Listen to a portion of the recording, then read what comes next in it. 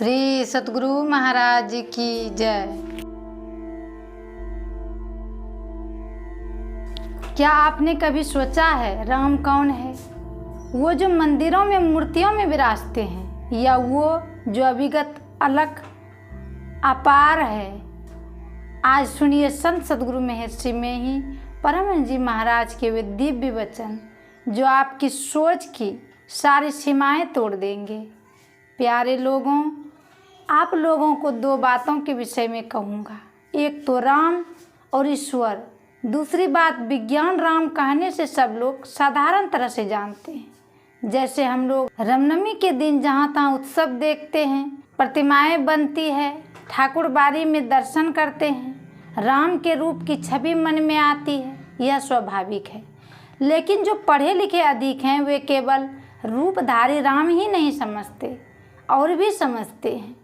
जैसे श्री राम जब जंगल गए थे तो वे वाल्मीकि के आश्रम में गए, वहाँ वार्ता हुई।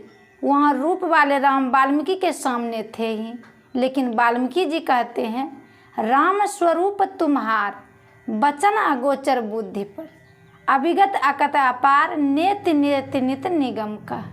वाल्मीकि जी जानते थे राम केवल देह नहीं है, राम केवल मूर्ति नहीं है, राम है अलग अपार अविगत।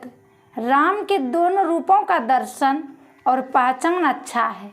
देह रूप का दर्शन हो और आत्म रूप का नहीं तो काम बाकी रहेगा। श्री राम जी के शरीर को देखकर भी वाल्मीकि जी स्वरूप के लिए कहते थे, इंद्रिया ज्ञान में नहीं बुद्धि से परे हैं, सर्वव्यापी हैं।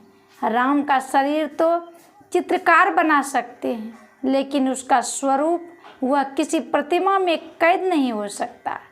शरीर रूप राम को सगुण राम, और जो अलग अपार है वह निर्गुण राम है। सगुण का ज्ञान इंद्रियों से होता है और निर्गुण का ज्ञान चेतन आत्मा से होता है। शरीर से पृथक होकर शरीर में रहो, तब अपने में अपने से दर्शन होगा। आँख से नहीं देखोगे, अपने से देखोगे। तुम स्वयं शरीर हो। गांव-गांव में कभी न कभी अवश्य मरता है और उसकी श्राद्ध क्रिया होती है। इसमें विश्वास रहता है कि शरीर छूट गया है, चेतनात्मा कहीं चली गई है। यह चेतनात्मा शरीर में रहे और शरीर से फूट कर रहे, तब पहचान में आवेगा कि यही मैं हूँ और यही राम है, जो अविगत अलग अपार है।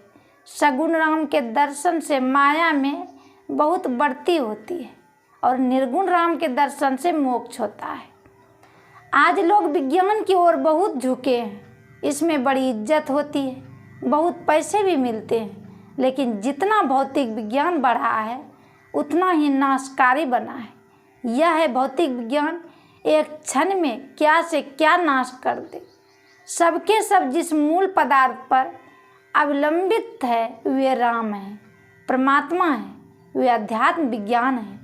विश्वामित्र एक समय के राजा, बाद में महान तपस्वी, शाप देकर किसी को भी भस्म कर सकते थे, लेकिन एक ही लालसा ब्राह्मण कहलाना वशिष्ठ जी के 100 पुत्रों को मरवा दिया। फिर भी वशिष्ठ जी के हृदय में रंच मात्र भी क्लेश नहीं हुआ। जब एक बार भोजन में नमक नहीं था, वशिष्ठ जी बोले, निकट ही में विश्वामित्र जी का आश्रम है, उनके यहाँ से नमक क्यों नहीं लाई? अरुंधति जी ने कहा, जो मेरे 100 पुत्रों को मार चुके हैं उनसे मैं नमक मांगती। वशिष्ठ जी बोली, अरे उनकी आत्मा और मेरी आत्मा एक है। यह अध्यात्म की क्षमता है, यह आंतरिक क्षमता है। भजन करता है वह शरीर से वैसे निकल कर रहता है जैसे दूध से मक्खन। वही जीवन मुक्त होता है, वही अपने को पहचानता है। और राम के स्वरूप को भी ईश्वर का दर्शन ही अध्यात्म विज्ञान का मूल है। इसमें समता होती है। योग शास्त्र है, उनको सीखने के लिए बाहर में कोई घर नहीं है, अपना शरीर है। इसका यत्न संत सद्गुरु बताते हैं, करने वाले समता पाते हैं। राम को पाना है तो भीतर उतरिए, जहाँ सगुण भी है निर्गुण भी है, और वहीं वह अलग अपार अविगत राम स्वयं आप में है। श्री सद्गुरु महाराज की जय।